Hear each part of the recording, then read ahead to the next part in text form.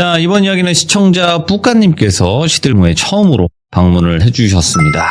어떤 이야기로 찾아와 주셨을지 같이 한번 만나보도록 할게요. 네, 여보세요. 아이고, 뿌까님 안녕하세요. 네, 안녕하세요. 네, 생각보다 막상 딱 전화 받기 전까지가 많이 떨리는데 받고 나니까 맞아요. 생각보다 별거 많이 없죠. 이거 할 수 네, 있겠는데? 괜찮아요. 그래요. 이렇습니다. 이러니까 10번, 20번씩 참여하시는 거예요. 아시죠? 네. 네. 자, 일단은 오늘 뿌까님께서 그래도 남들보다 더 용기를 내서 참여를 해주시는 거니까 너무너무 감사드리고 오늘 해주실 이야기 아주 간단하게만 설명을 해주시면 좋을 것 같아요. 제 이야기는 제가 초등학교 3학년 때부터 처음 가위를 눌리고 귀신을 보고 나서 26살 때 굿을 하기 전까지의 이야기를 하고 시간이 더 되면은 그 뒷이야기까지 다 해드릴게요. 아니, 그러면 이거 꽤나 긴 시간의 이야기일 텐데 거기서 좀 핵심적인 내용으로 쭉쭉 가겠네요. 네, 제가 다 일주일 동안 다 추렸어요. 알겠습니다. 그러면 도대체 어떤 이유 때문에 그런 긴 시간 동안 이런 일들이 있었을지 같이 한번 들어보도록 하겠습니다. 렛츠고! 기리십니다. 뿌까!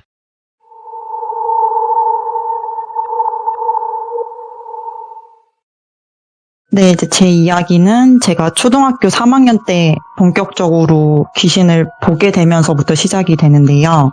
사실 보기 시작한 건 그 전부터였는데 사건이 발생한 거는 초등학교 3학년 때부터였어요. 예. 그래서 초등학교 3학년 한여름 밤이었는데 그날이 제가 너무 정확하게 기억이 나요, 지금도. 근데 그날에 이제 밤에 잠을 자고 있었어요. 근데 이 제 방을 좀 설명을 해드려야 될 것 같은데 제가 그때 저희 집이 아파트였고 저랑 제 친동생이 원래는 엄마 아빠가 쓰셔야 되는 안방을 쓰고 그러니까 하나의 방을 둘이서 그냥 쓰고 엄마 아빠가 작은 방을 쓰셨어요. 그래서 그 큰 방에서 저랑 친동생은 이제 둘이 이불을 깔고 자고 제가 오른쪽에 책장이 있는 쪽에서 잠을 자고 제 친동생이 왼쪽에 있는 문 쪽에서 잠을 잤었어요. 그리고 누웠을 때 머리 위쪽에 그 애들 쓰는 컴퓨터 책상 있잖아요. 그렇게 있고 이제 발 쪽에 옷장이 있는 구조인데 그때 잠을 잘 때 제가 원래는 진짜 아침에 엄마가 깨워도 못 일어날 정도로 잠을 진짜 많이 자는 스타일인데 어느 날 갑자기 새벽에 눈이 번쩍 떠진 거예요. 근데 앞이 안 보이는 거예요. 근데 그럴 수 있잖아요. 그렇죠. 어두우니까. 그래서 내가 지금 적응하느라 앞이 안 보이나 보다 했는데 분명히 시간이 1분이 지났고 2분이 지났고 3분이 지났고 한참이 지났는데도 아무것도 안 보이는 거예요. 예. 근데 그때부터 이거 뭔가 잘못됐다라는 생각이 들었는데 그걸 인식한 순간부터 몸이 안 움직이더라고요. 근데 가위라는 걸 모르고 있을 때라서 그냥 내가 지금 몸이 잘못됐구나. 내가 지금 어디가 잘못됐다라고 생각을 한 거예요. 앞도 안 보이니까 내가 지금 실명이 됐나? 이렇게 생각을 했는데 그렇게 체감상으로 제가 한 2시간 정도를 못 움직였던 것 같아요. 제 느낌에는. 근데 너무 이제 무섭고 아무것도 계속 안 보이는 상황이 지속되니까 이게 공포가 너무 심해져가지고 이제 진짜 보노보노처럼 눈물을 막 흘리고 있었어요. 아예 못 움직이니까. 근데 그렇게 하다가 시간이 엄청 흘렀다고 느끼고부터 어느 순간 가위가 깼는데 이게 사리 분별이 안 되니까 그러고 그냥 다시 잠이 들었어요. 이제 아기 때니까. 그래서 다음 날에 아침에 일어났는데 엄마한테 말을 못 하겠는 거예요. 이게 설명이 안 되니까. 그래서 그냥 그렇게 지나갔어요. 그리고 그 다음 날이 돼서도 잠을 자는데 또 똑같이 그 가위가 눌린 거예요. 근데 그 전날에는 이 가위가 딱 눌렸을 때 온몸에 약간 누가 제 위에 정확하게 포개져서 눌려있다는 느낌으로 온몸이 진짜 무거웠는데 갑자기 두 번째 날에는 목 밑으로는 조금 가벼웠거든요. 근데 목부터 얼굴 쪽으로 되게 압박감이 드는 거예요. 누가 제 얼굴 위에서 제 목을 쪼르는 것처럼. 근데 그때도 앞이 안 보였어요. 2시간을 그렇게. 그래서 또 이제 목이 졸린 채로 숨을 진짜 헐떡거리면서 숨을 쉬면서 근데 또 눈물을 흘리다가 아침이 됐죠. 근데 그때도 엄마한테 말을 못 하겠는 거예요. 근데 그러다가 3일째가 됐을 때 사건이 발생을 해요. 그래서 제가 이틀 동안은 대자로 누워서 잤는데 내가 대자로 누워서 자면 이렇게 되나? 라고 생각이 들어서 내가 그 몸을 좀 옆으로 누워서 자야겠다라고 생각을 했어요. 근데 그때 이제 이불을 깔고 잤었는데 그때 동생이랑 저랑 제 동생이 좀 잠버릇이 심해서 가운데를 그냥 좀 기다란 베개 같은 거 있잖아요. 큰 베개 같은 거. 그런 걸로 가운데를 막고 잤었거든요. 그래서 그럼 내가 그냥 여름이고 더우니까 이걸 죽부인처럼 안고 자야겠다 하고 그거를 안고 잤어요. 왼쪽을 바라보고 잔 거죠. 이제 동생 쪽을 바라보고. 그래서 잠을 들었는데 괜찮은 것 같은 거예요. 그래서 괜찮다 했는데 그 상태로 가위가 눌린 거예요. 죽부인을 아는 채로. 그래서 이거는 이제 큰일 났다 이러고서 어떻게 일어나지? 이러고 있는데 막 이제 이틀을 가위를 눌려봤으니까 어떻게든 이걸 깨야겠다 싶어가지고 막 몸부림을 속으로 치다가 팔이 풀린 거예요. 그래서 됐다 했는데 발이 안 풀린 거예요. 그래서 제가 무의식적으로 다리 쪽을 봤는데 머리가 엄청 쥐어 뜯긴 것처럼 완전 이제 헝클어져 있고 입이 막 귀까지 찢어져 있고 다리는 막 거미처럼 이렇게 꺾여 있고 팔은 제 다리를 잡고 어떤 여자애가 저를 쳐다보고 있는 거예요. 그러니까 완전 그냥 눈 쫙 찢어지고 입은 진짜 귀까지 찢어져서 이빨 다 보이고 그런 상태로 그 눈은 이제 빛이 나는 거예요. 그러니까 눈이 하얗게 있는 게 보이는데 그 애는 너무 까만 형체니까 너무 이제 소름이 끼치는 거예요. 근데 다리를 딱 봤을 때 이게 사람 다리가 아니니까 그래서 이거는 내가 지금 보면 안 되는 걸 보는 것 같다라고 인식을 한 순간 제가 기절을 한 것 같아요. 너무 무서워서. 그리고 이제 눈 떴는데 아침이었거든요. 근데 제가 아까 말씀을 드렸잖아요. 아침에 못 일어난다고. 근데 눈이 떠지자마자 거실로 뛰어나갔어요. 그래서 엄마한테 안겨서 울면서 내가 사실 3일 동안 이런 일이 있었고 내가 어제는 심지어 귀신까지 봤다. 근데 나 그게 뭔지 모르겠다. 나 이제 어떻게 저기서 자냐 하면서 팍 울었어요, 아침에. 근데 엄마가 이제 10살짜리 꼬마애가 우니까 막 달랠 거 아니에요. 일단은 진정을 시켜야 되니까 얘가 너무 우니까. 근데 저를 진정을 시키고 나서 엄마를 봤는데 약간 엄마 표정이 그러니까 사실 그 정도 애기가 그런 얘기를 하면은 네가 잘못 봤겠지라고 하던지 그런 거 아닐 거야 이렇게 할 텐데 뭔가 뭘 알고 있는 것처럼 엄마가 너무 진정만 시키고 말을 이제 안 해주는 거예요. 네? 그러니까 뭔가 이상하잖아요. 뭐지? 싶어서 나중에 좀 크고 엄마한테 물어봤는데 사실 저희 집이 맨 처음에 그 집을 이사를 들어갔을 때 신축 아파트를 들어갔는데 저희 친할머니가 새 집에는 귀신 들어올 수도 있다 이러면서 어디서 부적을 가져와가지고 저희 현관문 위에랑 엄마 아빠 방 위랑 저희 이제 애기 방 위에다가 붙여놓으셨었던 거예요, 그거를. 근데 그거를 이제 그냥 몇 년을 이렇게 붙여놨다가 엄마가 이게 좀 보기 싫으니까 그거를 뗐는데 그걸 뗀 날부터 제가 가위를 눌렸었던 거예요. 그래서 엄마가 이제 이거 뭐지? 이렇게 된 거예요. 왜냐면 저희 엄마는 종교도 없고 이런 걸 원래 안 믿으시거든요. 그냥 이제 어떻게 보면은 시어머니가 줬으니까 붙인 거지. 안 믿었는데 제가 이제 그 이후부터 진짜 그렇게 3일 연장 가위를 눌렸다고 하니까 엄마가 이거 좀 잘못됐다 싶어서 다시 부적을 꺼내서 그 원위치에 붙이고 다시 벽지를 하나 발라서 좀 안 보이게 이렇게 가리셨거든요. 근데 이게 이미 한 번 떼서 그런 건지 저는 계속 그 이후부터 그 방에서 귀신을 보고 그리고 그 이후부터 저한테도 이상한 일이 생기기 시작을 해요. 그래서 그 이후에 아까 제가 책장을 말씀을 드렸잖아요. 방에 책장이 있다고. 근데 이 책장이 일반적으로는 이렇게 세로로 세워두잖아요. 3단, 4단 이런 거를. 근데 거기에 이제 책이 되게 많이 꽂혀 있었는데 이게 책장이 높으니까 저는 키가 작고 그래서 위에 칸이 안 닿으니까 위에 칸 책을 못 읽으니까 엄마한테 이 책장을 가로로 눕혀달라고 했어요. 2단을. 네. 그래서 제가 이제 자는 곳 옆에 책장 2개가 위아래로 이렇게 하나씩 올라가 있는 거죠. 가로로 누워가지고. 만약에 주말에 이렇게 자다가 일찍 깼을 때 그냥 전래동화책 같은 거 바로 뽑아서 볼 수 있게. 어디에 있어도 그렇게 만들어놨어요. 근데 이제 그게 책이 꽂혀 있으니까 되게 시원하단 말이에요, 거기가.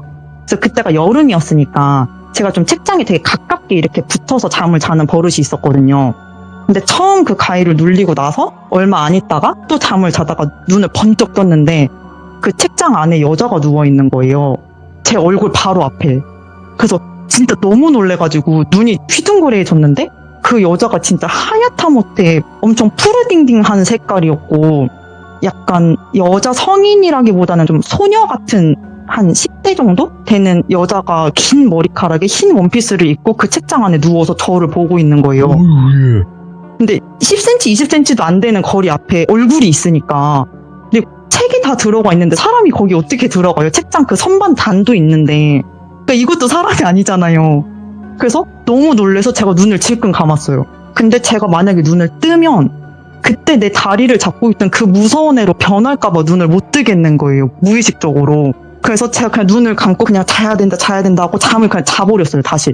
그리고 그 다음날에 또 일어나서 울며 불며 엄마한테 바로 책장을 세워달라고 했어요. 저기 여자 누워 있었다고. 근데 엄마는 또 제 말을 다 듣고 그걸 다시 세워주시더라고요, 그냥. 근데 이런 것만 봐도 우리 엄마가 뭘 아나? 왜냐면 일반적인 엄마들은 그런 얘기 애기가 하면은 뭐 상상 친구냐, 네가 잘못 생각한 거다 이래야 되는데 한 번도 그런 말을 하신 적이 없는 거예요. 그래서 그냥 우리 엄마는 내 말을 잘 들어주나 보다라고 그때는 생각을 했었어요. 그러고 나서 이렇게 2번 귀신을 보고 이제 제가 빙의가 되기 시작을 해요. 갑자기? 근데 이거는 너무 저도 무서운 게 저는 기억이 없어요. 근데 엄마가 본 거예요, 다.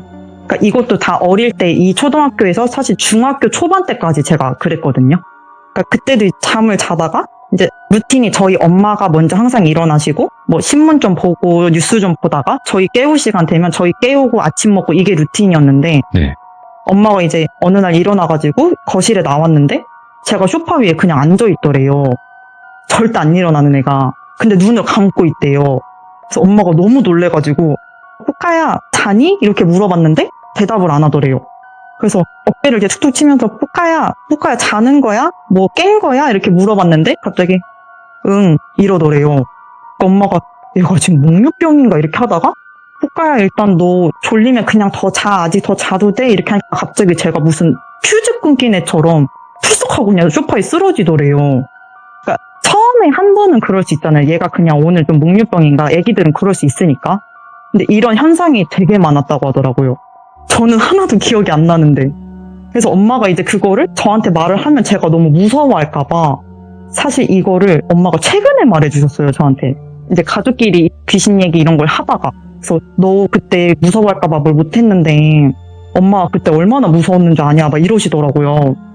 그리고 조금 더 크고 중학생 때는 이제 그때 저희 윗집에 좀 부부싸움을 엄청 하는 부부가 살았어서 저희 안방 위에서 그렇게 싸웠었거든요. 그러니까 이제 너무 무섭게 싸우니까 잠을 못 자겠어서 무서워서 엄마 아빠한테 가끔 저랑 동생 사이에서 자달라고 할 때가 있었어요. 너무 무서우니까.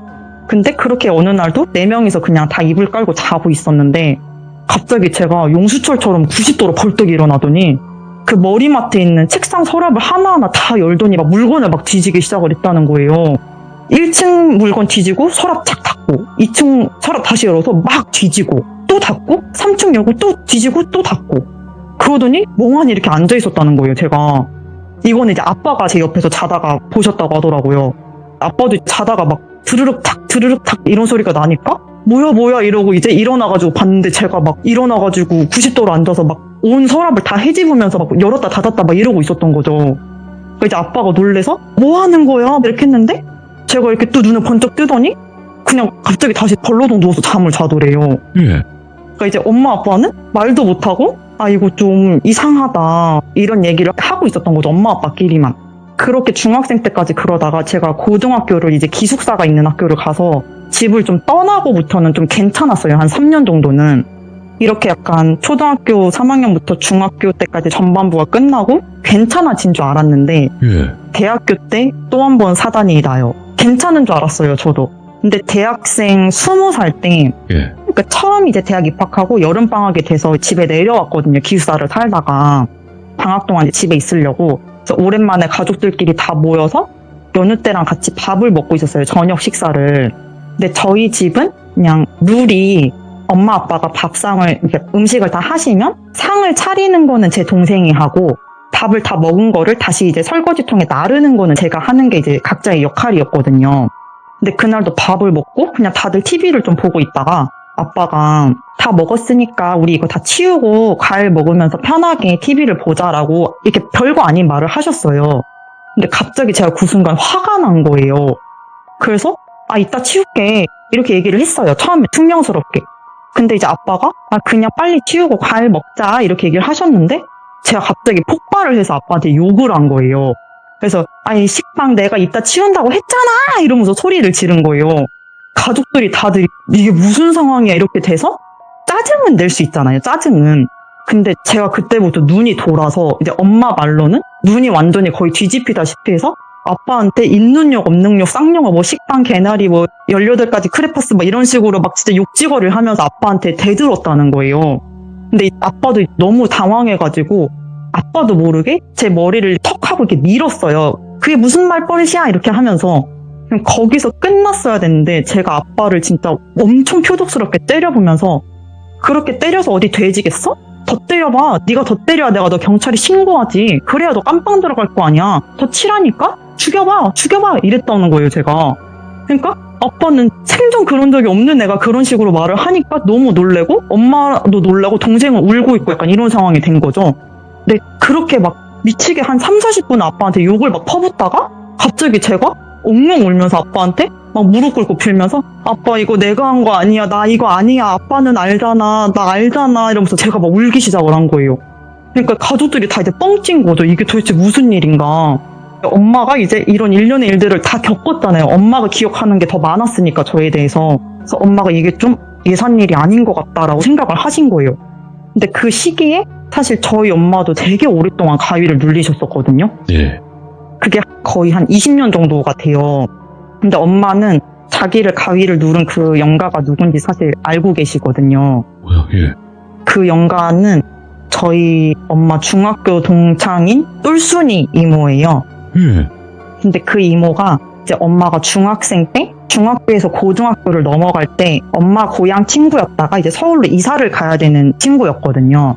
근데 사실 그렇게까지 친한 친구도 아니고 그냥 같은 학교 다니는 동네 친구 정도였는데 어느 날 서울로 이사를 간다는 얘기는 들었는데 갑자기 그 똘순 이모가 이사 가기 얼마 전에 저희 엄마 집에 찾아와서 엄마를 몇 시간을 뚫어져라 그냥 엄마 얼굴을 쳐다보다가 이제 갈게 하고 갔대요. 예. 근데 그러고 나서 얼마 안 있다가 서울에서 달려드는 차에 뛰어드셔서 극단적인 선택을 하신 거예요. 근데 나중에 엄마가 알고 보니까 그 이모네가 좀 콩가루 집안이라고 하죠. 아. 가정이 좀 화목하지 못한 그런 집안에서 좀 힘들게 이제 마음이 아픈 상태로 살았던 분이었던 거예요. 예. 근데 그 이모가 이제 돌아가시고 나서 엄마도 대학생 때부터 그때까지 제가 말한 제가 20살 때까지 계속 가위를 눌렸었던 거예요, 이모한테. 근데 그 강도가 제가 이제 좀 심각해지기 시작했을 그때에 엄마도 가위를 눌리는 빈도도 늘고 그 심각성도 좀 늘었었던 거예요. 어느 수준이었냐면 이제 엄마랑 아빠랑 잠을 자고 있는데 엄마가 이제 가위를 눌리다가 바둥바둥 했는데 갑자기 엄마가 침대 밑으로 끌려 내려간 거예요. 그러고 나서 엄마가 다음날 아침에 봤는데 발목에 멍이 들어있는 거예요. 누가 이렇게 잡아 끌은 것처럼. 그러니까 이게 가위 수준이 너무 좀 심각해지게 된 거죠. 몸이 다칠 정도가 된 거니까. 그래서 이런 일련 일들을 다 이제 겪으면서 엄마가 아빠가 사실 이런 점집 무당 이런 걸 좀 안 좋아하셔서 아무한테도 말을 못하고 엄마가 좀 동네에서 수소문을 좀 해가지고 점집을 한번 찾아가신 거예요. 예.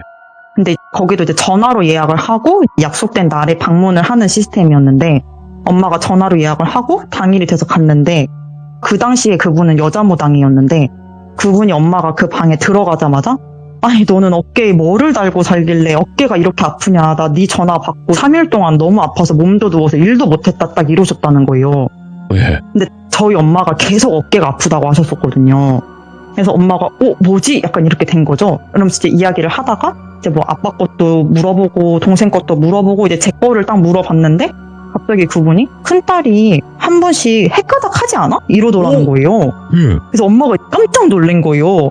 그래서 사실 최근에도 그런 일이 있었다라고 이렇게 얘기를 했는데 그분이 그 뿌까가 기도 많이 약하고 신기가 좀 있어서 귀신들이 지나가다가 쟤 재밌겠다 싶으면 들어가서 놀다가 나간다고 그럴 때마다 헷가닥 하는 거라고 얘기를 하셨다는 거예요. 근데 이게 뭐 뭔가 어떻게 조치를 안 하면 뭐 죽게 되거나 이런 건 아니지만 이런 현상이 계속되면은 사회생활을 할 때도 커서 이제 문제가 되니까 이건 어떻게 좀 조치를 해야겠다 이러면서 뭐 부적 하나 줄 테니까 이거 딸한테는 1년 동안 가지고 있다가 딱 1년 되는 날에 태우라고 해라고 하신 거예요. 예. 그러고 나서 엄마가 가위 눌렸던 그 이야기를 하면서 그 이모가 맞고 그 이모가 엄마를 너무 좋아했는데 엄마는 저희랑 너무 화목하게 잘 사니까 그런 게 한 번씩 질투가 나서 그럴 때마다 이제 세게 누른다는 거예요. 예. 근데 엄마 입장에서 너무 힘드니까 그러면 어떻게 해야 되냐라고 했더니 자기가 뭐 한 3일 후에 어떤 죄를 지내는 것처럼 조치를 취할 거다. 그러니까 3일 후에 너는 잠을 잘 때 베개 밑에 칼을 베고 자라. 이렇게 얘기를 한 거죠. 그리고 12시에 꼭 자라고. 자기가 그때쯤부터 의식을 시작할 거니까 그렇게 해야 된다라고 하신 거예요. 그러고 나서 이제 집에 엄마가 왔는데 한 이틀 정도는 얘기를 안 하셨어요. 그거를 이제 아빠가 화내실 수도 있으니까 무서웠나 봐요. 근데 네. 3일째 때는 베개에 칼을 베고 자야 되잖아요. 근데 말을 안 할 수가 없잖아요, 이제. 그래서 당일이 됐었을 땐 엄마가 털어놓으신 거예요. 저희를 다 모아놓고. 그래서 내가 사실 뭐 엊그저께 이런 데를 갔다 왔었고 이런 말을 들었다. 그러면서 저한테 부적을 주시면서 이거 그 지갑에다가 꼭 넣고 다니고 1년 후에 엄마한테 말하고 태워라 라고 얘기를 하신 거예요. 그리고 이제 그 똘순 이모에 대한 이야기도 전에 들었죠. 이제 전말을 좀 듣게 된 거죠, 저도. 근데 그 순간에 제가 약간 좀 화가 나는 거예요. 그 얘기를 들었을 때. 그럼 엄마를 20년을 어쨌든 괴롭힌 거니까. 그래서 제가 엄마랑 이야기를 하다가 그날이었잖아요. 그 의식을 취하기로 한 게. 그래서 제가 엄마한테 엄마 오늘 똘순이모 오면 나한테 오라 그래. 나랑 얘기하자 그래. 이렇게 얘기를 했어요, 제가. 근데 정말 그날 밤에 옵니다, 이모가. 근데 이거는 잠깐 엄마 시점을 말씀을 드리면 엄마가 이제 12시가 좀 못 돼서 미리 좀 잠에 드셨어요. 잠을 좀 잘 못 자셔가지고. 그래서 미리 좀 잠자리에 이제 칼을 베고 주무시고 있는데 머리맡에서 이모가 서 있는 게 느껴졌대요. 근데 칼을 이제 베고, 그러니까 비방이 돼 있으니까 누르지는 못하는 거죠. 그래서 엄마가 아 얘가 왔는데 나한테 오늘 뭘 하진 못하나 보다 라고 하고 있는데 갑자기 다다다다다 하고 이제 거실로 뛰어가는 소리가 들리더래요. 근데 엄마가 설마 이렇게 한 거죠. 근데 제가 그때 거실에서 잠을 자고 있었는데 그 아까 말씀드린 것처럼 제가 초등학교 때 그 안방에서 가위를 하도 눌려서 저는 중학교 이후부터 그 방에서 잠을 아예 안 자고 거실에서 잤거든요. 그래서 그날도 거실에서 잠을 자고 있는데 갑자기 눈이 번쩍 떠지는 거예요. 근데 엄마 방에서부터 다다다다다다다 이렇게 소리가 들리는 거예요. 그러더니 갑자기 제 등 뒤에서 엄청난 악력으로 제 갈비뼈가 으스러지게 진짜 저를 껴안으면서 이렇게 소리를 지르는 거예요, 저한테.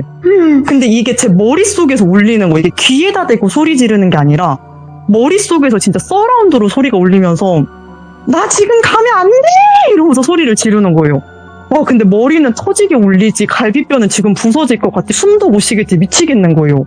그래서 제가 너무 놀래가지고 이걸 진짜 어떻게 하지? 막 이러다가 근데 계속 소리를 지르는 거예요. 막 울부짖으면서 나 지금 가면 안 돼. 나 지금 가면 안 돼. 못 가! 막 이러는 거예요. 근데 어떻게든 달래야 되잖아요. 이 사람을. 너무 화가 난 것 같으니까. 이제 움직이지도 못하는 상태에서 속으로 이모 근데 엄마는 살아야 되잖아요. 이러면서 막 달랬어요. 이제 이모를. 그래서 이모 저희 엄마 좋아한다며요. 근데 좋아하는 사람 이렇게 괴롭히면 안 되는 거잖아요. 이러면서 설득을 했어요. 제가. 이모 그리고 저 진짜 죄송한데 지금 저 너무 아파요. 저 좀 놔주시면 안 돼요. 막 이렇게 하면서 좀 힘 좀 풀어달라고 너무 아프다고 이제 막 하소연도 하고 막 얘기를 했어요. 이모랑. 근데 계속 우시는 거예요. 이모가. 나 보내지 마 이러면서 막 우시는 거예요.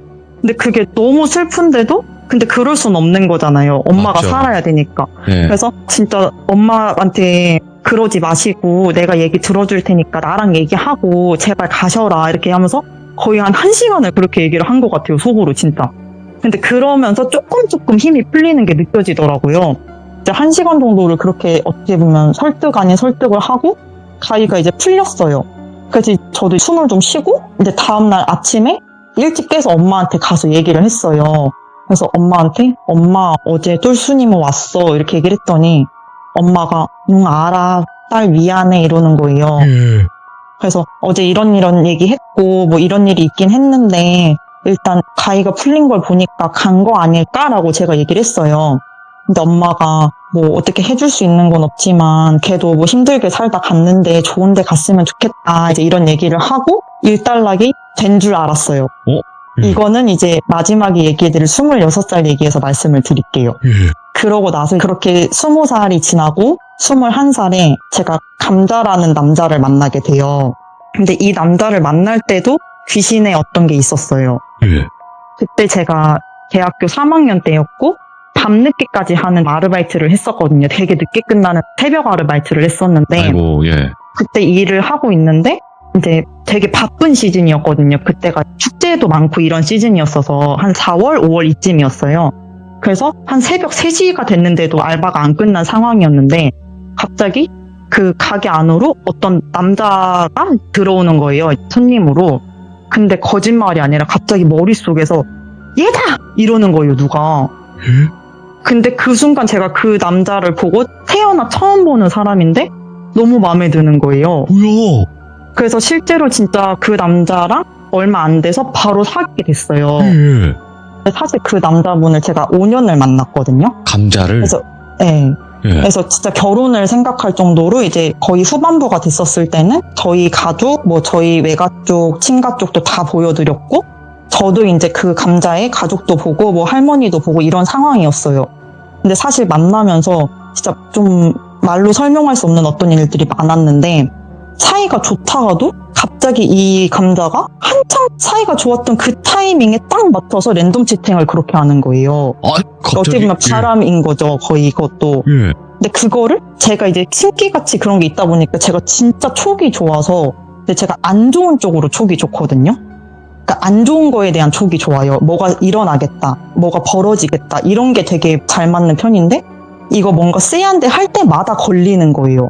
그래서 사실 몇 번을 제가 헤어지자고 했었어요. 그러니까 이런 거를 하면서까지 나를 만나는 거는 너가 나한테 어떤 부분에서든 불만이 있다는 건데, 그러면 서로 힘들게 하지 말고 차라리 헤어지는 게 낫지 않겠냐라고 하면은, 그때마다 감자는 자기가 근데 왜 그때 그런 걸 했는지 모르겠는데 어쨌든 내가 상처 줘서 미안하대 이러면서 붙잡는 게 반복이 되면서 사실 5년을 만났었거든요. 아이고, 예. 근데 이제 가족들을 봤을 정도로 어쨌든 깊은 관계였던 것도 맞으니까. 근데 그때 제가 이제 외할아버지를 보여드리고 얼마 안 됐을 때 저희 외할아버지가 폐암 말기 판정을 받으셔서 수병 생활을 조금 하시다가 돌아가시게 돼요. 근데 그때 저희 장례식장에도 갔었거든요, 그 감자가. 근데 그러고 나서 이제 저희 할아버지가 17년도 12월에 돌아가셨는데, 제가 18년도 2월 달에 이제 이별을 하게 돼요. 진짜로 이제 그 친구가 바람을 폈고, 그걸 또 제가 알게 됐고, 심지어 제가 차 있는 상황으로 이별을 맞게 돼서 굉장히 힘들었어요, 제가. 예. 근데 이제 제가 이별을 딱 고지를 받았을 때, 그때도 알바 끝나고 새벽이었는데, 집에 걸어가는데, 새벽 3시에 엄마한테 그냥 전화를 했어요. 너무 힘드니까. 그래서 엄마한테, 엄마 감자가 나한테 헤어지재라고 했는데, 엄마가 이제 받아들일 수 없죠. 너무 놀라니까. 근데 그렇게 이제 이런저런 얘기를 하다가, 그래서 아빠가 꿈에 나왔나? 이러시는 거예요, 엄마가. 그러니까 저희 외할아버지가 제가 전화하기 3일 전에 꿈에 나왔었다는 거예요. 그러면서 갑자기 엄마를 막 부둥켜 안고 엉엉 우시면서 우리 뿌까 어떡하니, 우리 뿌까 어떡하니 막 이러면서 계속 우셨다는 거예요. 그래서 이제 엄마가 그 꿈을 꾸고 나서 얘한테 혹시 무슨 일이 있나, 전화를 해봐야 되나 이런 생각을 하다가 그냥 이제 바쁜 애한테 뭐하러 전화해라고 이렇게 했는데 제가 전화를 했었던 거죠. 그래서 엄마가 일단 그래도 어쩔 수 없으니까 헤어지는 건 헤어져야지 이제 이렇게 하면서 이별을 받아들이는 과정을 겪게 되죠. 근데 제가 4월 달부터, 그러니까 이별하고 2달 후부터 갑자기 몸이 되게 많이 안 좋아지기 시작을 해요. 근데 이게 그냥 건강이 그냥 좀 안 좋아졌다 수준이 아니라, 저는 그 어릴 때부터 거의 한 10몇 년간을 겪은 그 영적인 것들이 있잖아요. 맞죠. 근데 그 느낌이 드는 거예요, 몸에. 근데 제가 사실 원래 몸이 좀 약해서 백팩도 무겁게 못 들고 다녀서 저는 진짜 가벼운 크로스백 하나밖에 못 메고 다니거든요. 근데 그거 하나 맸는데도 뭐 어깨며 등이며 허리며 다 부서질 것처럼 너무 아파서 허리를 못 펴고 다니겠는 거예요. 근데 제가 그때 이제 다행히 헤어지고 얼마 안 돼서 취업을 해서 이제 일과 시간에 사람들이랑 만날 수가 있잖아요. 그러니까 혼자 있지 않으니까 그래도 좀 버티고 있었는데, 몸이 이게 무너지기 시작을 하니까 너무 힘들고, 그리고 어느 날부터 거울을 봤는데 제 얼굴이 너무 위화감이 드는 거예요. 그러니까 내가 아닌 것 같은 느낌? 그러니까 뭐가 겹쳐 보이진 않는데 그냥 이상한 거예요. 그래서 이거 내가 지금 뭔가 문제가 있는 것 같긴 한데 그냥 내가 이별하고 너무 힘들어서 그러나? 라고 생각을 하다가 이제 제 가장 친한 친구들이 저의 이별을 보고 있으니까 친구 중에 한 명이 이제 지나가는 말로 뽀빠야, 근데 너네 뒤쪽 동네에 뭐 엄청 용한 무당분이 한 분 생겼다더라? 이렇게 얘기를 하는 거예요. 근데 저는 솔직히 제 발로 직접 친점을 보러 간 적은 없어요. 그냥 친구 따라 타로나 몇 번 본 게 다였는데, 그 말을 딱 듣는 순간 나 여기 가야 된다 이 느낌이 드는 거예요. 그래갖고 제가 친구한테 부탁을 해서 거기 번호를 알아다 달라고 했어요. 근데 이제 그분이 내림받은 지 얼마 안 되신 분이었거든요. 그러면 예약 손님이 엄청 많잖아요, 그런 곳은. 그래서 내가 만약에 오늘 전화를 해도 뭐 한두 달 후에나 빨라야 그때나 갈 수 있겠지라고 그런 마음으로 전화를 했어요, 번호를 받아서.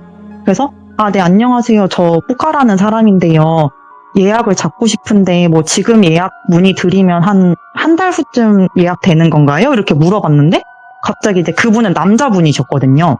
그래서 이분을 돌비도령님이라고 할게요. 그래서 그 돌비도령님이 아니에요. 이번 주에 시간 돼요. 이번 주 언제 오실 수 있어요? 이러시는 거예요.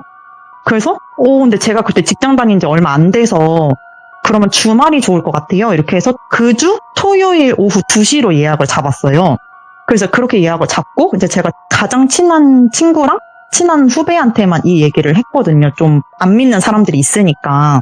그래서 이제 친한 후배한테 내가 사실 이번 주 토요일 몇 시에 거기를 가기로 했어. 이렇게 얘기를 했는데 갑자기 한 명 동생이 언니 무서울 수도 있으니까 내가 같이 가줄게 이러는 거예요.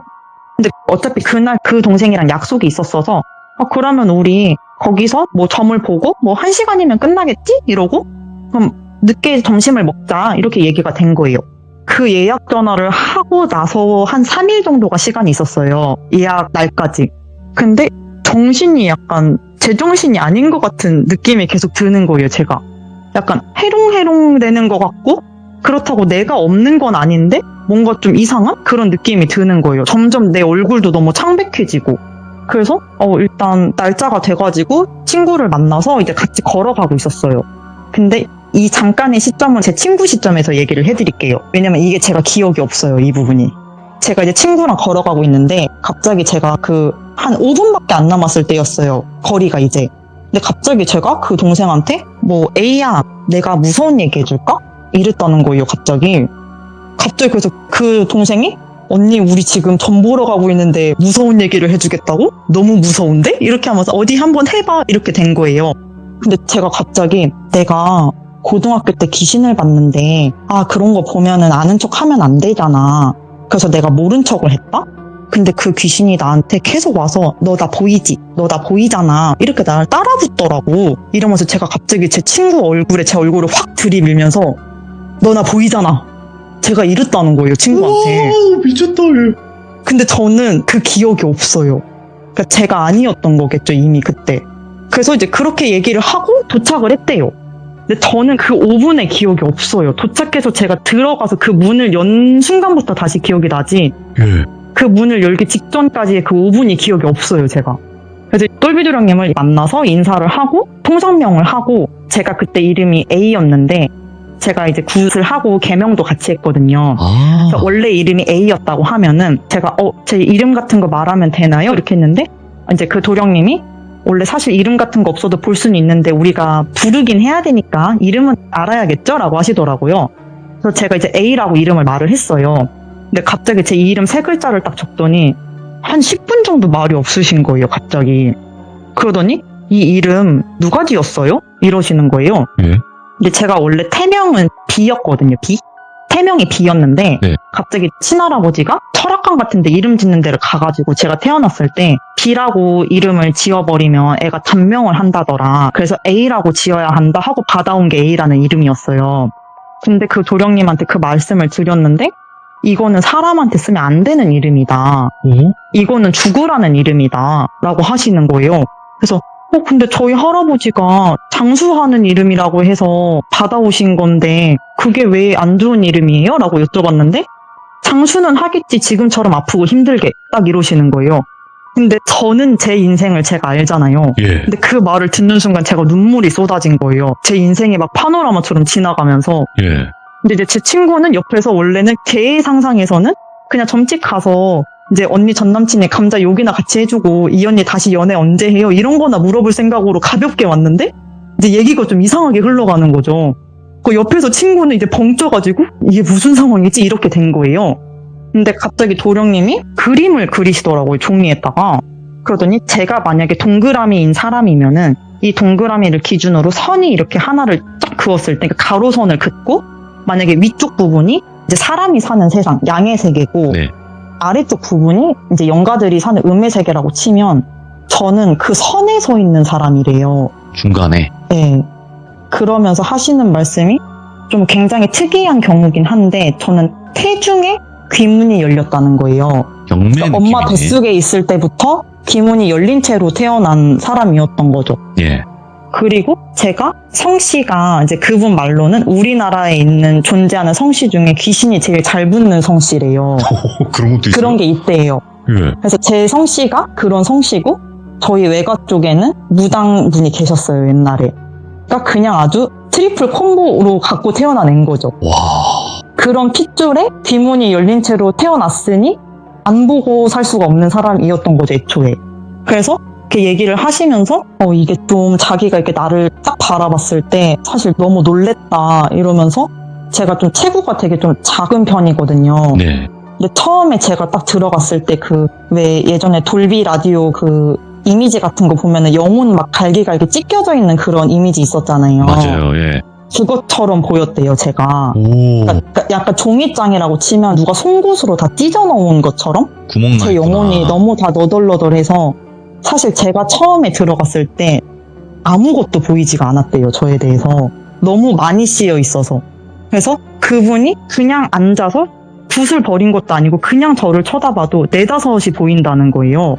제 안에 있는 게. 그러면서 근데 저 뒤에 앉아있는 저 나이 많은 할머니는 누구지? 이러시고 저 축축한 남자는 또 누구야? 이러시고 그리고 저 여자는 왜 날 저렇게 표독스럽게 쳐다봐? 막 이런 식으로 얘기를 하시는 거예요.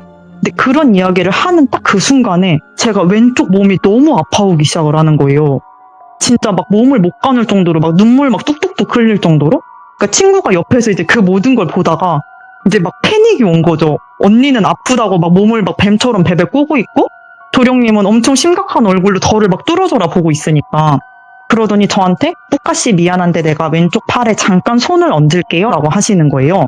그래서 그분이 제 팔에 손을 딱 얹었는데 통증이 사라지는 거예요. 뭐야? 근데 웃긴 거는 그 통증이 오른쪽으로 옮겨가는 거예요.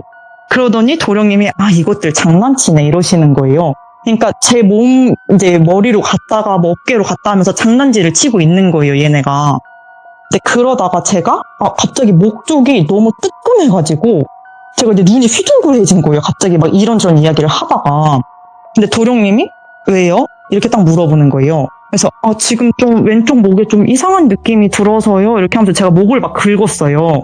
근데 있는 그대로 설명해보세요. 이렇게 해서 근데 안 믿으실 것 같은데 제가 이렇게 얘기를 했어요. 내가 저는 안 믿을 게 없다. 저는 신을 모시는 사람이지 않냐 이러면서 있는 그대로 설명을 하라고 해서 제가 어떤 느낌이냐면 누가 제 목에 있는 혈관을 고무줄처럼 잡아당겼다 튕긴 느낌이었어요 라고 했는데 맞아요 그러고 있어요 이러는 거예요. 그러니까 아주 가지고 놀고 있는 거예요 저를. 근데 딱 그러다가 갑자기 도령님이 또 제 목을 뚫어서 보시는 거예요. 근데 제가 아까 얘기하다 빼먹은 게 하나 있는데 제가 21살 때 그 감자를 만날 때 아르바이트를 되게 늦게까지 했다 했잖아요. 네. 그래서 어느 날 너무 피곤해가지고 제 자취방보다 그 사람의 자취방이 더 가까워서 나 오늘 하루만 좀 자고 갈게 이렇게 하고 그 방에 가서 잠을 잤어요. 근데 갑자기 이불 속에서 뭔가가 막 기어 올라오면서 탁탁탁 하더니 제 목을 팍 하고 잡은 거예요. 그러니까 자다가 목을 잡힌 거예요 저는. 그래서 제가 이제 숨도 못 쉬고 막 콕콕콕 이러고 있는데 근데 남자친구가 그때 안 자고 있었어서 근데 남자친구 눈에는 제가 막 숨도 못 쉬고 제 목을 막 잡고 콕콕거리고 있으니까 저를 막 흔들어 깨운 거죠. 그래가지고 나 진짜 죽을 뻔했다. 네가 지금 안 깨워줬으면 나 죽었을지도 몰라. 이런 얘기를 했었거든요. 근데 갑자기 그때 도령님이 제 목을 막 보더니 혹시 죽을 뻔한 느낌 받은 적 없어요? 이러면서 계속 목을 뚫어줘라 봐서 네. 그 사연이 갑자기 딱 생각이 나서 그 얘기를 했더니 목에 너무 선명하게 손자국이 있다는 거예요 제가. 그러면서 이거 좀 심각한데 이거는 빨리 구술해야 된다 이러시는 거예요. 근데 사실 저도 이제 엄마 아빠한테 흘려 들은 게 있으니까 네. 처음 점집 갔는데 구타라고 하면은 믿지 마라 이런 게 있잖아요. 의심은 해야죠. 그래가지고 네. 이제 의심은 해야 되니까 그래서 근데 굿은 좀 이랬는데 뿌까씨 지금처럼 살고 싶냐고 이러시는 거예요. 근데 제가 그 말 한마디에 선택이 선 거예요. 저는 제 인생 동안 너무 많은 힘든 일들이 있었고 몸도 정말 많이 아팠거든요. 그래가지고 저는 이렇게 살기 싫다고 저 살고 싶다고 이랬어요. 그러니까 저 안 아프고 행복하게 살고 싶다고 제가 울면서 막 얘기를 했어요. 근데 이 상황에서 가장 불쌍한 건 사실 제 친구죠. 네. 이런 이야기를 다 듣고 있잖아요. 근데 친구도 같이 울고 있는 거예요. 왜냐면 얼추 아니까 이야기를.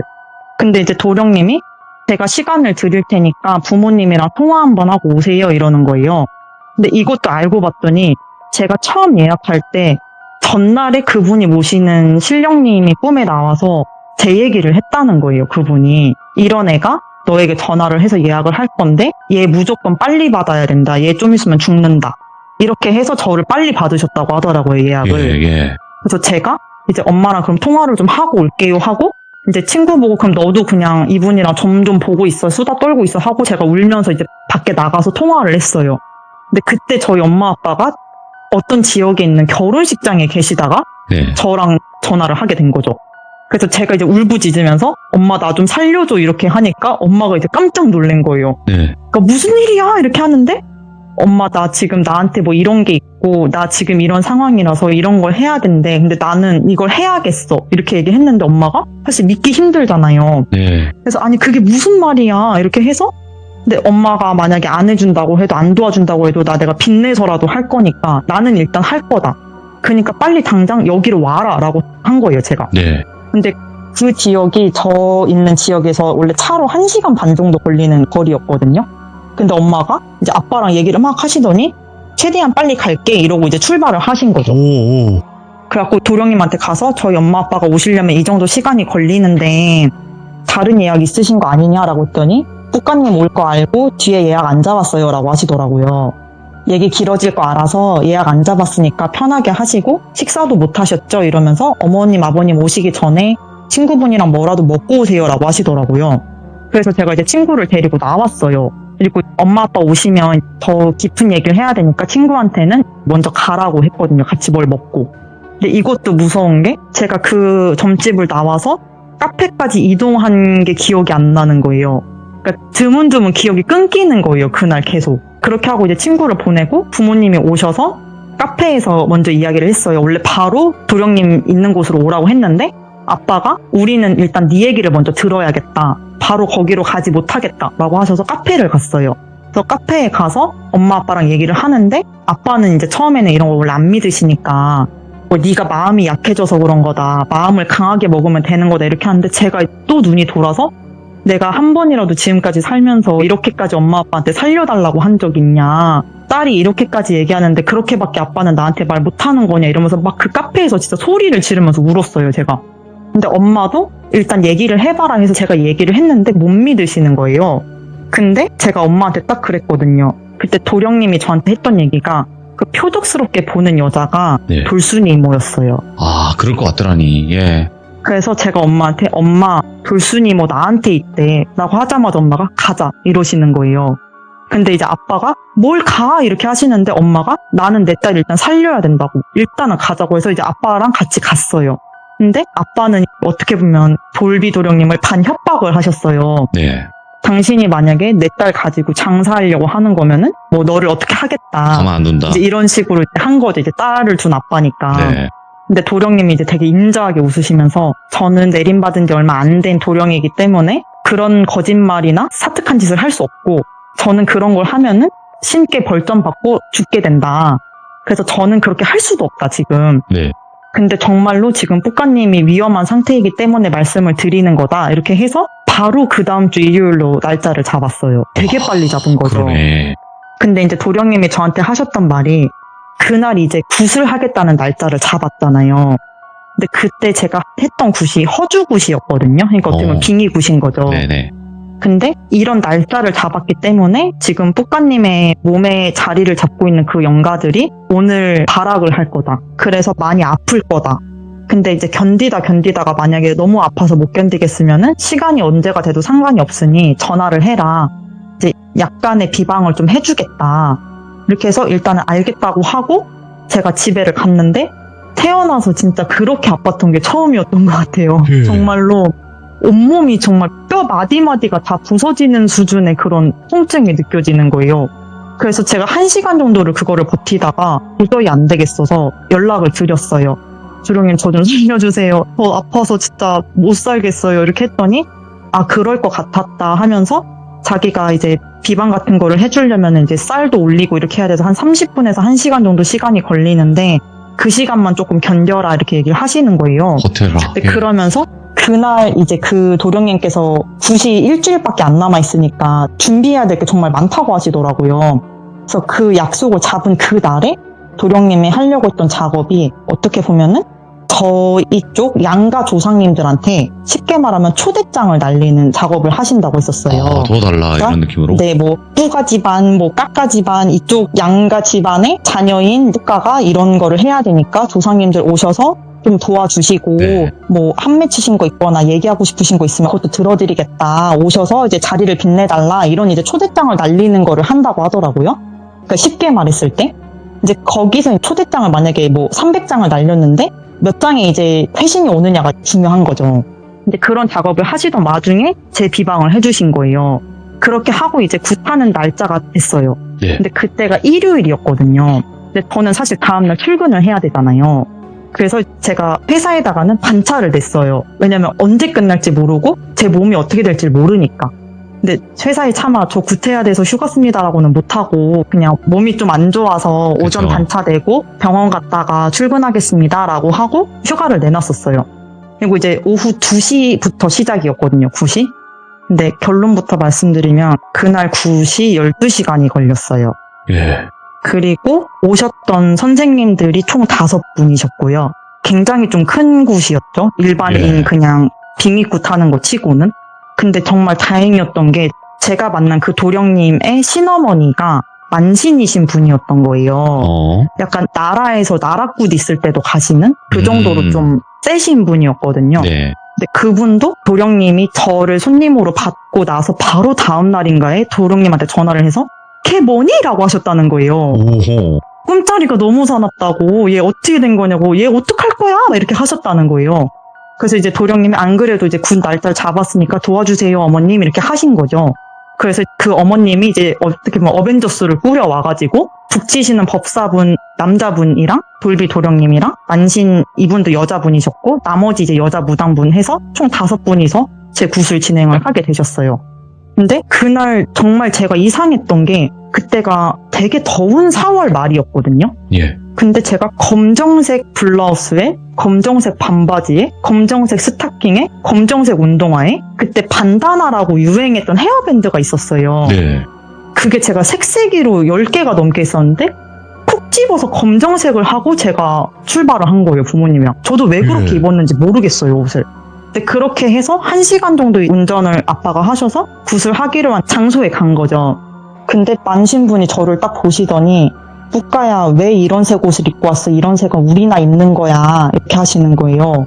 그러면서 앞으로 너 이거 굿하고 나면은 검정색 옷 웬만하면 입지도 말고 이렇게 깔맞춤으로 검정색 입지 말고 너는 속옷도 다 검정색 다 태워버리고 다 색색이 속옷으로 다시 사. 이러시는 거예요. 예. 그래서 일단 알겠습니다. 이렇게 얘기를 하고 근데 그때 처음에 굿을 하기 전까지는 그냥 일반인들이시잖아요, 다들. 이제 수다 떨면서 어떤 천을 막 이렇게 묶고 계신 거예요, 매듭을. 하얀색 긴 천을. 그래서 이건 뭐예요? 라고 여쭤봤는데 이게 이제 나중에 조상님한테 빌 때 쓸 건데 이 매듭이 정말 신기한 매듭이야 이러시면서 이제 손으로 풀으시는 걸 이렇게 보여주시는 거예요. 이게 정말 쉽게 풀리거든요.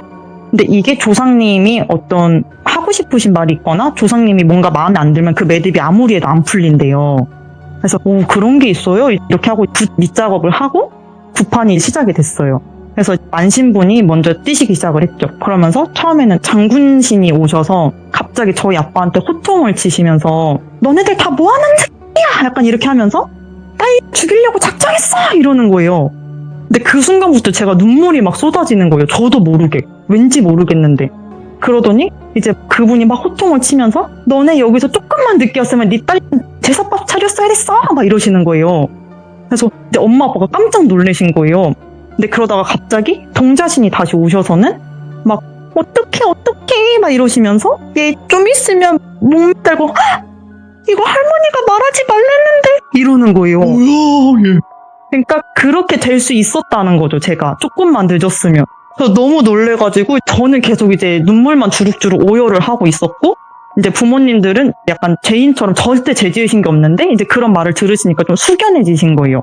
그렇게 하면서 막 굿이 진행이 됐었어요. 근데 그때 그 상차림이 되게 많았거든요. 네.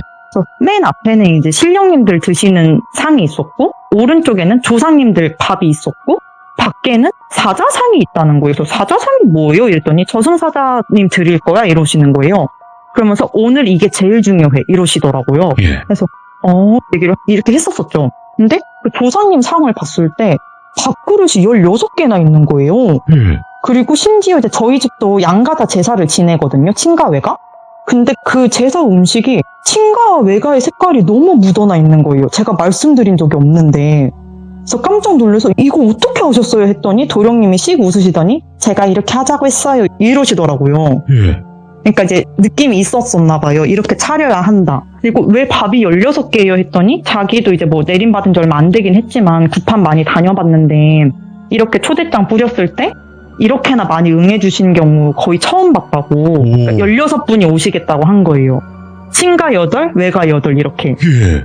그리고 이제 굿할 때 그 한복 저고리 이렇게 있잖아요. 나중에 옷 이렇게 태우고 던지고 하니까. 근데 그 옷이 이제 흰색 옷들 사이에 연보라색 한복이 있었는데 그걸 보자마자 제가 눈물이 터져요. 예. 그게 저희 외할아버지가 명절 때마다 입으시던 색이었거든요. 근데 제가 그걸 보자마자 외할아버지가 오시는 건가 생각이 든 거예요. 근데 제가 알기로는 굿을 할 때는 어떻게 보면은 그 조상신 계열에도 짬밥이라는 게 있어서 네. 돌아가신 지 얼마 안 된 분들은 원래 굿에 못 오신대요. 혼밥이 안 되니까. 왜냐면 돌아가신 지 사실 한 6개월 정도밖에 안 되셨었으니까. 예. 근데 누가 봐도 저희 할아버지 옷이 맞는 거예요. 그리고 맨 마지막에 색동저고리가 하나 있는 거예요. 근데 이건 누구 거지? 생각을 했어요.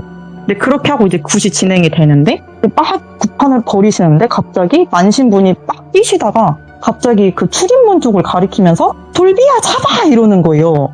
근데 돌비도령님이 퇴마까지 가능하신 분이거든요. 네. 근데 돌비도령님이 갑자기 막 뛰어나가시고 만신분도 갑자기 사자상 앞으로 막 뛰어나가시더니 막 이제 무구를 들고 막 뛰시다가 갑자기 뒤로 혼절하듯이 완전 넘어가시는 거예요.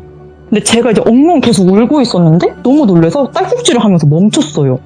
근데 안 일어나시는 거예요, 그분이. 진짜 죽은 줄 알았어요. 너무 미동이 없으셔서. 근데 갑자기 용수철처럼 벌떡 일어나시더니 산 쪽을 바라보시면서 닭 한 마리 먹고 싶다 이러시는 거예요.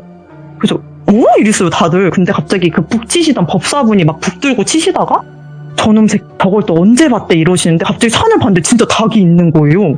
그래서 이거를 잡아와야 된다고 하는 거예요. 그래서 돌비도령님이랑 법사님이 진짜 한 30분을 산을 막 뛰어다니면서 닭을 몰아가지고 닭을 이제 보자기에 싸우신 거예요. 네. 근데 저는 이제 막 영화 보면 막 닭 모가지 비틀고 이러는 줄 알고 이제 막 울면서 이 닭 죽는 거예요 이랬는데 이제 살생은 안 해서 그냥 닭 발에다가 이렇게 끝만 묶어서 보자기에 싸서 줄 거라고 저희 만신분한테. 근데 만신분이 그 닭을 꽉 껴안고 저를 진짜 표독스럽게 쳐다보더니 네 목숨값 대신이야 이러는 거예요. 제가 닭띠거든요.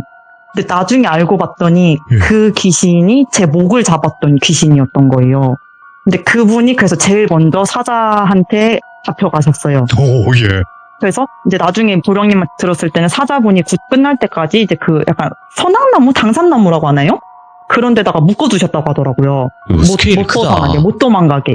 이제 그러고 이제 다시 들어오서 막 이제 굿을 했죠. 예. 이제 그러고 저녁을 먹어야 돼서 저녁을 간단하게 거기서 차려주시는 걸 먹고 2차전이 시작이 돼요. 밤에 하는 거. 그러니까 앞에 있던 건 어떻게 보면 이제 부정을 풀고 제일 심각한 애 묶어놓고 그 다음이 이제 조상님들 초대장 뿌려서 오시기로 한 조상님들 이야기 듣고 저를 비워내는 거죠. 그래서 이제 2차전 때 조상님들이 막 오셔서 얘기를 하기 시작을 하셨어요.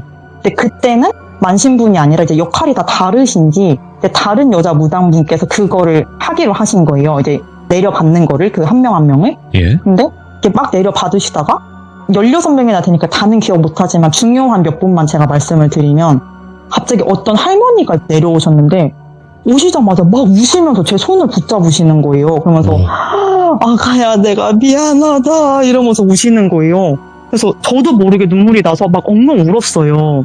근데 그분이 딱 그러는 거예요. 너를 해하려고 했던 그 남자는 내 정인이었다. 오. 근데 이제 저희 집안에서 어떻게 보면은 그분을 반대를 하신 거죠, 두 분을. 그래서 그분이 우물에 빠져서 극단적으로 선택을 하셨던 거예요, 그 남자분이. 네.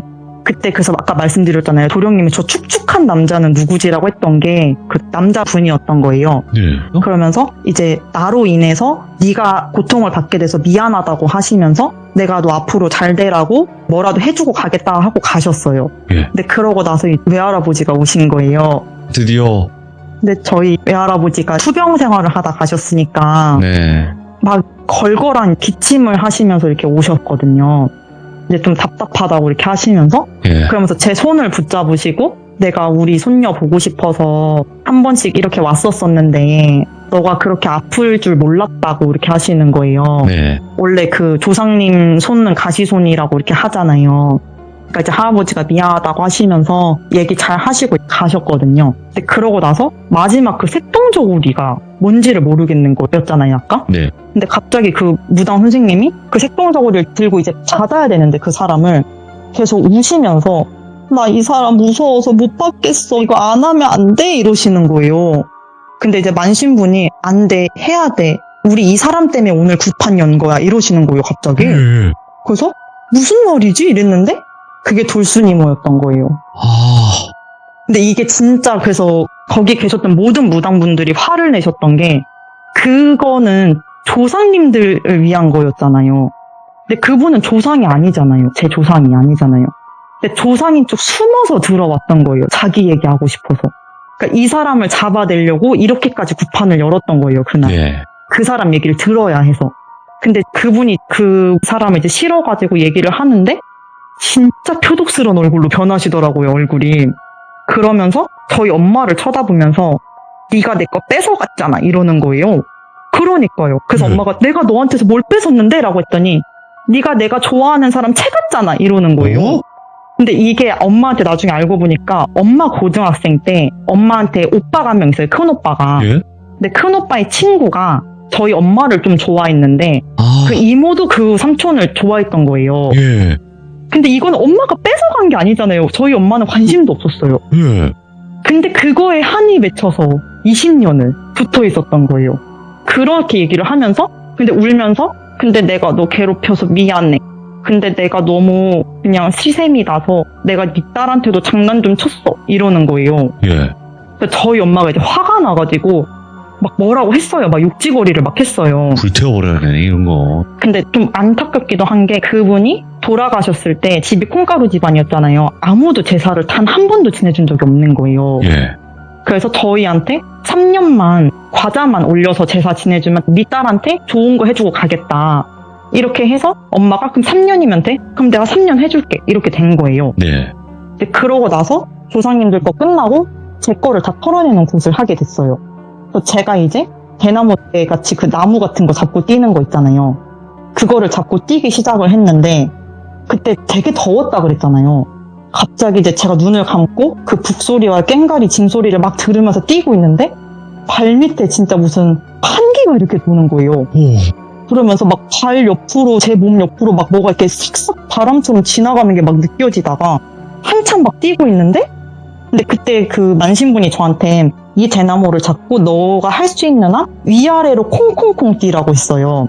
그래서 그 위아래로 안 뛰면 어떻게 돼요? 라고 말씀을 드렸는데 네가 위아래로 이렇게 뛰어야 네 몸에 붙어있는 것들이랑 너랑 이제 템포가 안 맞을 때 자기들이 그걸 잡는 거라고 하나씩. 그래서 네가 최대한 위아래로 정신줄을 잡고 뛰어야 된다. 그래서 알겠다고 하고 막 뛰기 시작을 했죠. 근데 그러다가 자기들이 멈추라는 말을 안 할 거니까 너는 그냥 계속 뛰어야 된다고. 그러니까 네 풀에 제쳐서 넘어지면은 다시 정신 차리고 뛸 거고 이걸 반복을 할 거다라고 하셨어요.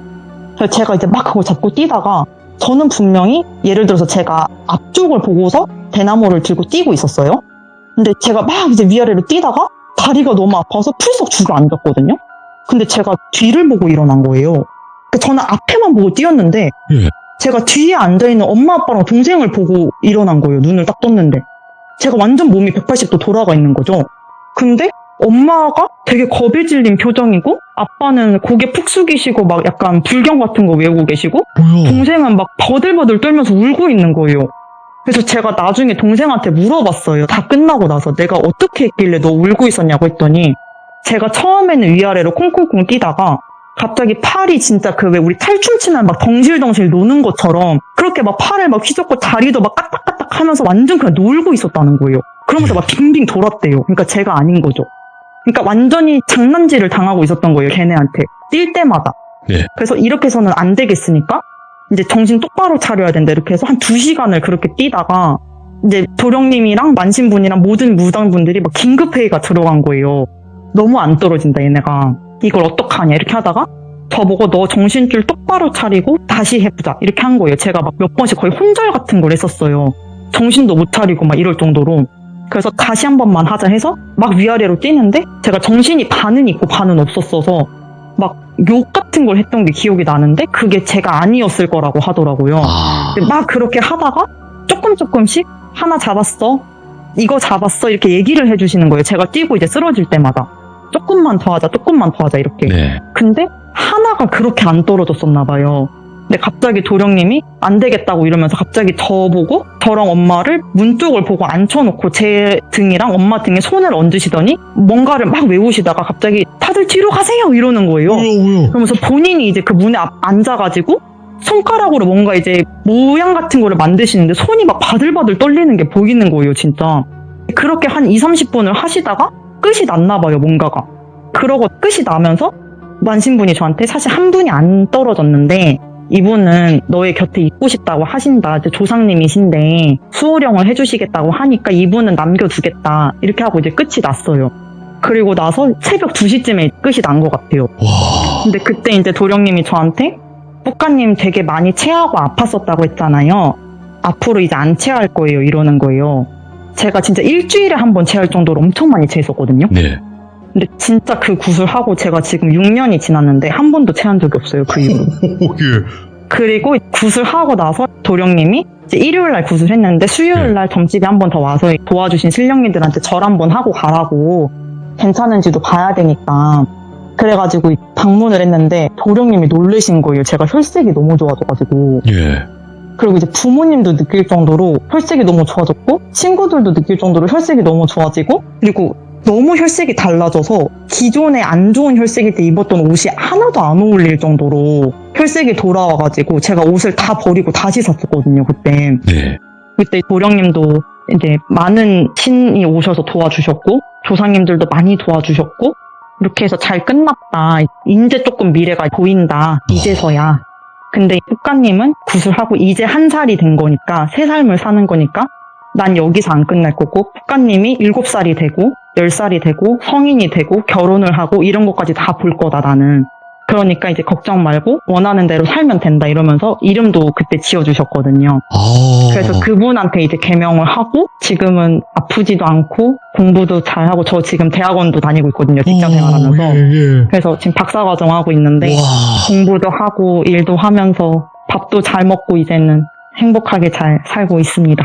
북한님. 네. 일단은 그 구슬하고 나서 네. 뭐 귀신에 들린다거나 귀신이 보인다거나 가위에 눌린다거나 이런 현상이 1도 일어나지 않았던 건가요? 있긴 있었어요. 그리고 사실 그때 도령님이 말씀을 하셨던 게 제가 원래 부적을 한번 썼었잖아요. 네. 근데 그때 말씀하시는 게 뿌까님의 그런 끼는 그따위 것으로 없어지는 게 아니다 라고 하시면서 진짜 그따위 것이라고 하셨었어요. 아, 그러니까 그 부적 따위는 네. 아무런 효과가 없는 거다. 그러면서 그때 그랬거든요. 도령님이 이제 구슬 하시기 직전에. 근데 제가 신기가 없는 건 아니었잖아요. 네. 근데 이게 정말 희박한 가능성인데 만약에 이제 뿌까님이 구슬하고 이제 제가 깨끗하게 비워져서 저만 남은 어떻게 보면 저의 그릇이 됐을 때 그 구슬하는 장소를 지나가시던 어떤 신이 나 저기에 앉고 싶다고 하시면 그것까진 자기들이 막아줄 수가 없다는 말을 할 정도긴 했었거든요. 안 돼. 거기까지 가버리면. 근데 다행히도 그런 일은 없었고 그래서 그쵸. 그냥 혼자 생각해봤던 게 그래서 혹시 수호신 분이 남아 계시나? 라는 생각도 한번 해본 적은 있었었어요. 아, 설령 그렇다고 하더라도 그것만은 막기 위해.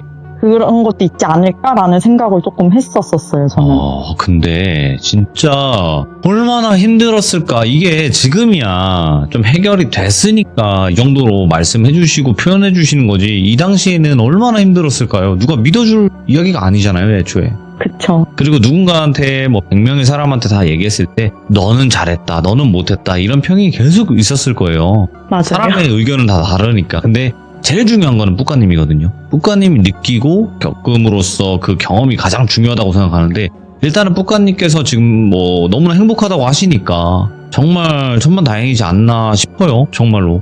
근데 이 이후에도 네. 저한테 무슨 일이 있었던 건 아닌데 뭐 일련의 다른 제가 엮인 사건들도 좀 있었고 네. 이제 그런 뭐 영적인 거에 관해서 그리고 요새는 다행히 이제 제가 그때 구슬했을 때 네. 도령님이 그 제가 태중에 열렸던 그 귀문도 닫아주셨거든요. 더 들어오면 안 되니까 이제. 네네네. 그래서 귀문을 닫으면서 영안도 같이 닫힌 건지 모르겠지만 그 이후로 보이고 들리진 않지만 꿈으로 나오더라고요, 이제. 아, 그런. 이게 끼가 없어지진 않아서 그런 게 좀 계속 있더라고요. 그래서 최근에도 사실 어떤 꿈을 꾸고 좀 약속한 어떤 일을 좀 해결하기도 하고 했었어요. 2달 전쯤에.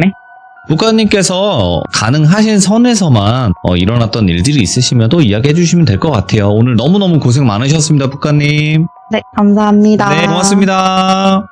이야, 근데 진짜로 많은 분들이 겪는 이야기이기도 해요. 이런 과정 속의 이야기들은 시드름모에서 굉장히 많이 나오기도 했어요. 근데 이거를 설명하고 표현을 어떻게 하느냐에 따라서 이야기가 완전히 달라지는 것 같습니다. 근데 북가님의 그 현장에 있었던 사람처럼 너무나 잘 와닿게 설명을 잘 해주셨던 것 같고요. 그리고 중간중간에 그 귀신이 후다닥 뛰어가고 뒤에서 꽉 안고 소리 질렀다라는 거 막 이런 표현들 있잖아요. 너무나 선명하게 이렇게 보이게 만들어주셨던 이야기가 아니었나 생각을 합니다. 여러분들도 북가님의 이야기를 듣고 여러분들의 의견을 댓글로 꼭 남겨주시길 바라겠습니다. 감사합니다.